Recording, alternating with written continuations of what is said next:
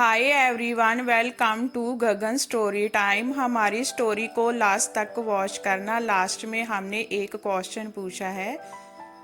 आज की हमारी स्टोरी है कर्म और नसीब। यह कहानी है दो भाइयों की, बड़ा भाई राजेश और छोटा भाई मुकेश, जो दोनों स्वभाव से बिल्कुल विपरीत थे। बड़ा भाई राजेश मानता था कि लोगों की मदद करनी चाहिए, सेवा भाव रखना चाहिए, सबसे अच्छे से पेश आना चाहिए, जब जब मौका मिले दान देना चाहिए। छोटा भाई मुकेश मानता था कि जीवन एक ही बार मिलता है, इसीलिए उसे खुलकर जीना चाहिए। जो भी मन हो वह करना चाहिए, नशा हो, डांस बार जाना हो या और कुछ भी जिससे खुशी मिले, वह हर काम करना चाहिए। दोनों भाई अपनी अपनी मान्यताओं के हिसाब से अपना जीवन व्यतीत कर रहे थे। राजेश जो भी कमाता उसमें बड़ी मुश्किल से गुजारा कर पाता था, क्योंकि उसे जब भी मौका मिलता दूसरों की मदद करता था। वो सत्संग सुनने जाता, वो जितना हो सके उतना सादा जीवन जीने की कोशिश करता। मुकेश गलत रास्ते और गलत तरीके से ज्यादा धन कमाता और अपनी हर इच्छा पूरी करता। दारू पीता, नाचने वालों के पास जाता, जितना संभव हो उतना ऐश करता। राजेश अक्सर अपने भाई को समझाने की कोशिश करता कि वह अपने जीने का तरीका बदल दे। वो जो कुछ कर रहा है वह अच्छे कर्म नहीं है, लेकिन मुकेश उसकी एक ना सुनता और उल्टा राजेश को ही अपना जीने का तरीका बदलने के लिए कहता। वह दोनों ही एक दूसरे की बात माने बिना अपने अपने तरीके से जिंदगी जीते रहे। एक दिन राजेश को घर लौटते वक्त रास्ते में चप्पल में कील घुस गई, जो चप्पल को चीरते हुए उसके पैर में घुस गई। उसे बड़ा दर्द हुआ। दर्द इतना ज्यादा था कि वह ठीक से चल भी नहीं पा रहा था, लेकिन फिर भी जैसे तैसे लंगड़ाते दर्द सहन करते अपने घर तक पहुंच गया। घर पहुंचने के बाद उससे बिल्कुल भी खड़ा हुआ नहीं जा रहा था। उसे बहुत प्यास लग रही थी, लेकिन दर्द इतना ज्यादा था कि वह पानी का गिलास लेने तक की हिम्मत नहीं जुटा पा रहा था। इसीलिए अब राजेश मुकेश के आने की राह देखने लगा। थोड़ी देर बाद मुकेश घर आया। उसके चेहरे पर बड़ी सी मुस्कान थी। वह बहुत ज्यादा खुश लग रहा था। मुकेश को देखते ही राजेश ने उससे पानी मांगा। मुकेश ने ठंडा पानी राजेश को पिलाया और क्या हुआ है उसके बारे में पूछा। राजेश ने बताया कि उसके पैर में कील घुस गई है।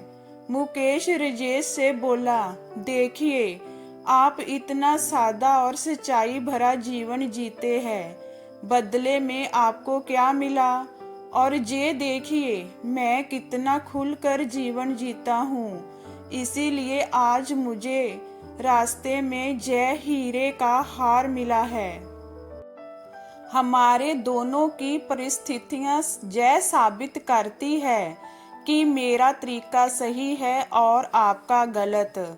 राजेश बड़ा परेशान था, फिर भी वह मुकेश को समझाने लगा कि नहीं, उसी का तरीका सही है। राजेश कह रहा था कि तरीका मेरा ही सही है, लेकिन शायद कुछ गड़बड़ है। इसीलिए हम ऐसा करते हैं कि कल हम दोनों ज्योतिष को अपनी अपनी कुंडली दिखाएंगे। वही बताएगा कि क्या दिक्कत है। वह जिस ज्योतिष की बात कर रहे थे वह बहुत बड़ा जाना माना ज्योतिष था।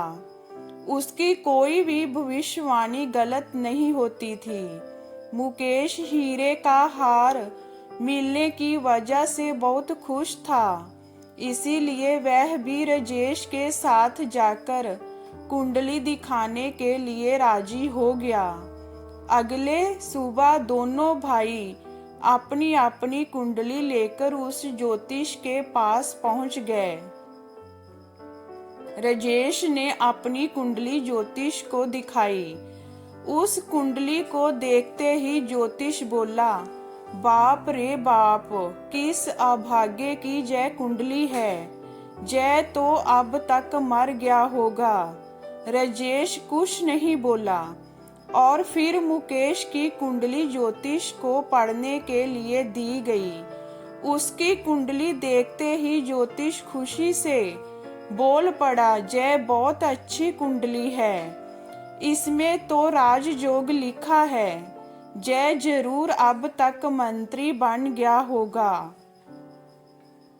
दोनों कुंडली दिखा देने के बाद दोनों भाइयों ने ज्योतिष से कहा कि जय दोनों कुंडली उनकी है और आपकी भविष्यवाणी गलत है, क्योंकि ना ही राजेश अब तक मरा है और ना ही मुकेश मंत्री बना है।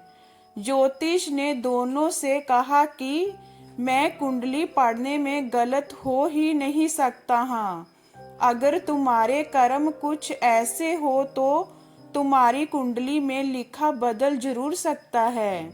ज्योतिष ने पहले राजेश से और बाद में मुकेश से उनके जीवन जीने का तरीका और वह कैसे कर्म करते हैं उसके बारे में विगत से जाना। ज्योतिष ने दोनों को समझाते हुए कहा कि मेरी पड़ी हुई कुंडली गलत नहीं है। जय राजेश के अच्छे कर्म है जिसने उसको कुंडली में लिखे मौत की जगह सिर्फ एक कील का दर्द दिया, और दूसरी तरफ मुकेश के बुरे कर्म है जिसकी वजह से उसका राजयोग चल गया और उसे सिर्फ एक छोटा सा हीरे का हार मिला जिसे जल्द ही बेचकर खत्म कर देगा। तो दोस्तों, जैसे कर्म होगे वैसे ही फल होगे। अगर हमारा वर्तमान अच्छा या बुरा है तो वह हमारे पहले पुराने कर्मों की वजह से है, और हमारा भविष्य अच्छा या बुरा होगा वह हमारे वर्तमान के कर्मों के हिसाब से होगा। इसीलिए हमेशा ध्यान रखें कि अच्छे कर्म करना ना छोड़ें। ये स्टोरी हमारी आपको कैसी लगी हमें कमेंट में बताइए। लाइक कीजिए, शेयर कीजिए एंड वॉचिंग के लिए थैंक यू।